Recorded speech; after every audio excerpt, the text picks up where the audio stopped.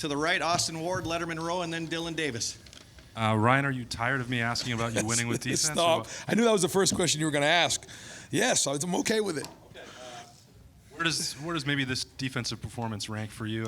I know it's early, it just happened, but from start to finish, that was about as good as maybe we've seen in your tenure here. And they shouldn't have been out there at the end of the game. You know, that was not their fault. I thought first off the crowd was tremendous. You know, Gene brought it up. I brought it up. When the shoe's rocking like that, it's difference maker. I thought our players fed off of it. You could tangibly see it on the field. They just fed off the crowd. And we got that sack on JT on that fourth down. That was as loud as I've heard in a long time. And I just felt the toughness, the physicality on defense. We started off with, you know, really stopping the run and then forcing them to throw the ball. And, you know, there's a lot of people who did a lot of great things on defense. But I got to give Jim Knowles a lot of credit and his staff for, you know, the adjustments they've made. You know, that was 2 top 10 wins now in the first 7 games where our defense played really well. And no, I'm happy for our guys. I'm happy for the success they've had. You know, they came off of the last season with a few scars, just like we all did. But you're starting to see the confidence grow in a big way. Over to the left, Bill Rabinowitz, Columbus Dispatch, and then Cameron Teague Robinson. Yeah, since Austin asked the obvious question, I'll ask you about the flip side of it. Obviously, you're without Travion and Emeka. How would you kind of assess the offense? Seemed like it was stuck in the mud a lot of the day. Yeah, number 1 defense in the country statistically coming in, so we knew it was going to be a little bit that way.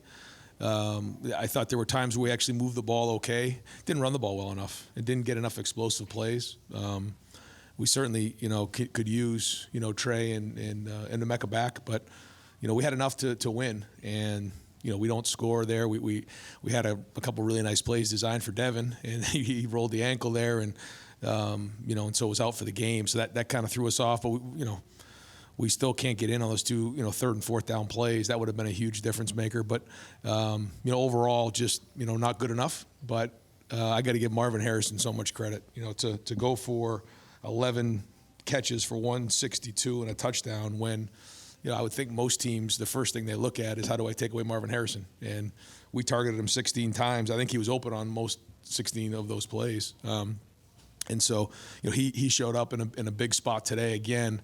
And, you know, I would argue to say, and I haven't seen everybody play across the country, that, you know, it's hard for me to find somebody who's better in the country, you know. So, you know, I don't know, you know, how he gets on these lists or doesn't get on these lists, but to me, he's one of the most special players in the country. Go for it on 4th and 2 there at the goal line. I just, you know, when you're on the 2-yard line like that, I mean, I just feel like we got to punch it in. And the way our defense was playing, if we were going to get stopped, I felt like that was 98 yards for them to go if you're playing the numbers on it. Plus, we got to get on the 2-yard line. I mean, there's no excuse for that. And that's our expectation. 10 first downs for Marvin Harrison, too. Over to the right here, Dylan Davis. Is that right? Gazette. Yes. It was the same last year, too. Yeah. Wow. Kyle is now 1 on the road at Notre Dame, and he gets another top 10 win here at home. Over here. To your right.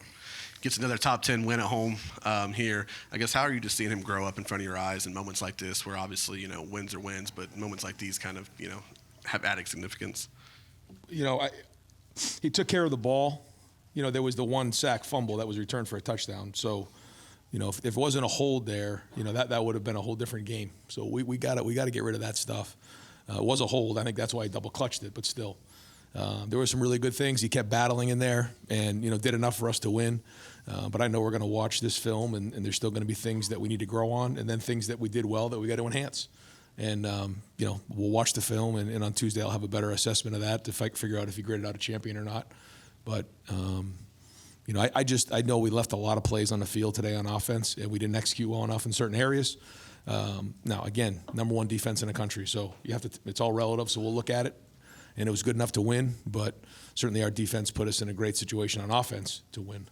Far left, Cameron Teague Robinson, The Athletic, and then Max Olson. Ryan, coming into this game, you talked about Penn State's ability to just hold the ball, time of possession, and they methodically move down the field. They're 1 for 16 on 3rd down today. What does that say about this defense that they don't give up big plays and they get off the field on 3rd down? Yeah, we did. 1 for 16 is just tremendous, and then 1 for 3 on 3rd down. So I guess it's 2 of 19 for 3rd and 4th downs. Unbelievable job. You know, I think that was the combination of the rush and the coverage. I thought Jermaine Matthews played a big time game for a freshman, having to step up without having Denzel in there. That was big. I'll forget some guys because there was just a lot of great play on defense. But if we can play like this, then that's championship level defense. And if we can keep growing as a team, then we'll be tough to beat here down the road. Over to the right, Clay Hall, WSYX. I know it's 1-0 every Saturday is a goal, and it's a huge win. But in this era where you're always trying to angle for later on, it's a huge leg up in a lot of ways in the East. And Penn State had a win over Iowa. I mean, maybe that's not your thought today, but it could be down the road. Well, again, I'm sure there's a couple teams out there, maybe not, that have 2 top 10 victories right now on their resume. And I think the most encouraging thing, although it's like this back and forth, is, we come out of this game thinking that, we probably should have won the game by a few touchdowns at least. So I'm going to wait for that tomorrow. I'm going to enjoy this because it is, you have to find these moments to enjoy because this is a top 10 win. And if you said, you're going to beat Penn State today 20-12, where do I sign up? This is a good team coming in here, well coached. James does a great job. Manny does a great job on defense. Mike, as we know, does a great job on offense. And, they have good players, NFL players all over the field. So, like you said, the goal is to be 1-0. It doesn't always look pretty at times in these games. I think about the last few games that we've been in against, or not few, since I've been here, the games that we've been in against Penn State. It's like it's kind of ugly early on, and then everything kind of happens in the fourth quarter. I know, Jerry, you mentioned that last year. Like it was 16-14, and the final ended up 41-33 or whatever it was. So we knew we had to get this game into the fourth quarter. Tommy Eichenberg mentioned something in the locker room about how we have to be second half warriors, and if we want to take the next step as a team, we got to finish this thing off the right way. Really good leadership there. I thought Cade Stover's leadership was tremendous. Xavier Johnson had to step up with Emeka out again. I thought he did that. Leadership is important in big games like this. Another Marvin Harrison stat. He's the first player in Ohio State history to have 5 games of 160-plus receiving yards. David Boston had 4. Over to the left, Max Olson, the Athletic. Yeah, Ryan, over here. When you talk about Marvin being the best in the country, I'm curious, in big games, big weeks like this, what's his preparation like? What's his demeanor like today? Yeah, you can interview him and talk to him about his exact routine, but, people ask me, a couple guys in this room when they're in the Woody during a Tuesday, Wednesday, or whenever they're in there, say, who's going to leave first, you or Marvin? I said, I don't know. But I always look before I leave to see. He's in there early in the morning. He's out there late at night. We'll practice, however long we practice. And when practice gets done, I'll go up and eat, and he'll still be out there on the jugs going through the routine. He goes through every play, just going through it in his head. He'll go out there and throw it with Kyle. Then he'll get on the machine that he has, which you should see this machine. He can actually feed it, and then he presses the button and he shoots it to himself. Coach Mick made a rule that he has to bring somebody with him now, though. He can't just go on his own. But guys have embraced that, and that's a legacy that he'll leave behind is his work ethic. Over to the right, Stephen Means, Cleveland.com, and then Spencer. Ryan, I think it was about 50 seconds left, and you had 3 timeouts at the end of the first half. Why just kneel it instead of maybe be more aggressive? Just felt like we were coming out with the ball in the second half. I just felt at that time we'll just regroup at halftime. I didn't want anything crazy to happen. The fumble return for a touchdown was in the back of my mind. I just didn't want. I thought the defense was playing well. I just didn't want to take any chances. It was conservative on my end. I agree, but the number one goal, as we talk about, is to be 1-0. This is a top 10 game, and at that moment, I felt like the right thing to do was take a knee. It was on the 18-yard line. If it was on the 30-something, maybe I probably could have run it there and just see if you pop a run. Yeah, if I did it again, maybe you'd consider that. But at that time, I felt like it was, let's get into halftime. Let's figure out what's going on. We got the ball in the second half, and let's go from there. Over to the left, Nathan Baird, Cleveland.com. First off, do you have any sense yet how long Denzel might be out? Yeah, it was close this week. So we're hopeful to get him back for practice next week. And if he has a full week of practice, he'll be ready to go. I guess at the risk of being uncouth, is this kind of why you guys went out and threw a bunch of money at Jim Knowles to bring him here to coordinate this defense to win championship-level games in this way? Well, the expectation at Ohio State is to be the best in the country. And, our defense, I think, has a chance to do that. And when Jim got here, I know that was what he wanted to do. And he's done a great job of installing his defense, and especially in the first year. But now, he's really got a feel for the conference, I think. He's taken the next step with our personnel. And the guys are playing with confidence. And I think he does a tremendous job of giving them enough information that they need, but not overloading them and allowing them to play fast and confident. That was the most confident and energetic group that I've been around probably since 19 out there on the field today. When the crowd was into it, the whole group was just, they had that look in their eye and they were getting the crowd involved. And a couple times I'm like, guys, they're about to snap the ball. Let's go, get going. But I love that. That's the confidence that is building week in and week out. Got time for just a few more over here to the right. Spencer Holbrook, Letterman Row. Ryan, I guess in that same vein, how much does this defense allow you to change the calculus in the way you're calling offense? I know that in past years, maybe, I don't want to speak for you, but you might have gone for a touchdown at the end of the first half. You might have kicked a field goal to extend it to 7. What has changed about you with this defense being as good as it is right now? I just think in a game like this in particular, you have to do whatever you can to win the game. And if you feel like your defense can flat out win you a game, then you have to make sure that you're doing your part. You can't be selfish in that moment as much as you'd love to just push the pedal to the metal. The goal is to win the game. Sometimes we forget about that. Now, there's other times where you want to find out where your offense is and challenge yourself and grow and build and put them in situations to grow. I just felt like today watching the game that our defense was in control of the game. And, if we could get a couple drives together and punch it in and control the clock, it certainly had a lot to do with the defense, but we did have the ball for almost 35 minutes in the game, and that was well done. I just think that, we could have been a little bit more explosive, and certainly not finishing that drive, hurt us, and made it a closer game than it should have been.